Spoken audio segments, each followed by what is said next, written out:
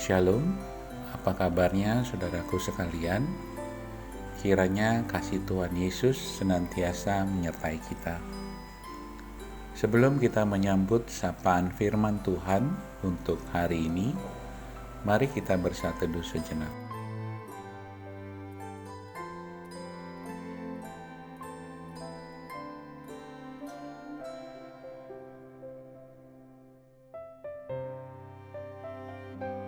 Amin. Firman Tuhan untuk kita pada hari ini tertulis dalam Markus 7 ayat 17 hingga ayat yang ke-23.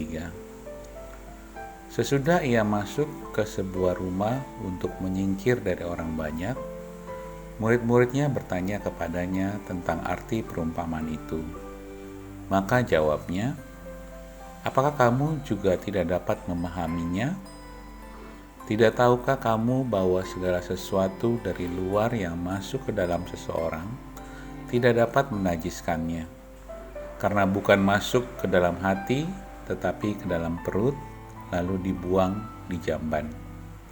Dengan demikian, ia menyatakan semua makanan halal. Katanya lagi, apa yang keluar dari seseorang, itulah yang menajiskannya, sebab dari hati orang timbul segala pikiran jahat, percabulan, pencurian, pembunuhan, perzinahan, keserakahan, kejahatan, kelicikan, hawa nafsu, iri hati, hujat, kesombongan, kebebalan. Semua hal-hal jahat ini timbul dari dalam dan menajiskan orang. Judul renungan, Tuhan mengetahui isi hatimu. Nats ini dengan jelas memperlihatkan pertentangan Yesus dengan orang-orang Farisi dan ahli-ahli Taurat sehubungan dengan masalah adat istiadat manusia yang sering kali diperlakukan lebih istimewa daripada perintah Allah sendiri. Tradisi adat istiadat yang menjadi pokok persoalan dalam teks ini adalah tentang hal membasuh tangan sebelum makan. Ketika melihat para murid Yesus tidak mencuci tangan sebelum makan, mereka menganggap hal itu najis. Yesus tidak membatalkan tradisi adat istiadat manusia tersebut. Dia hanya meluruskan pola pikir, sikap, dan cara memperlakukan tradisi tersebut supaya tidak mengalahkan ketaatan manusia atas perintah Tuhan sendiri. Melalui responnya, Yesus juga hendak menegaskan bahwa ukuran suci atau najis tidak ditentukan oleh ketaatan pada tradisi adat istiadat, tetapi lebih pada isi hati manusia. Apakah manusia tersebut sungguh-sungguh taat kepada perintah Tuhan atau sebaliknya? Yesus menjelaskan bahwa makanan yang masuk dari luar tidak mencemari hati. Kenajisan sesungguhnya terdapat di hati yang dikeluarkan melalui perkataan dan tindakan jahat. Hati adalah sesuatu yang sangat penting dan perlu kita jaga dengan serius dalam hidup ini. Mengapa?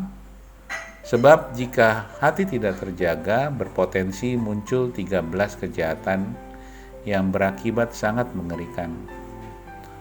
Tertulis, apa yang keluar dari seseorang itulah yang menajiskannya. Sebab dari hati orang, timbul segala pikiran jahat, percabulan, pencurian, pembunuhan, perzinahan, keserakahan, kejahatan, kelicikan, hawa nafsu, iri hati, hujat, kesombongan, dan kebebalan. Semua hal-hal jahat ini timbul dari dalam dan menajiskan orang. Yesus menegaskan, bukan apa yang masuk ke dalam tubuh, melainkan apa yang keluar dari dalam hati. Itulah yang harus mendapat perhatian lebih serius. Apa yang keluar dari hati dapat menajiskan kita di hadapan Allah. Itulah sebabnya peringatan yang tertulis dalam Amsal menjadi sangat penting. Jagalah hatimu dengan segala kewaspadaan.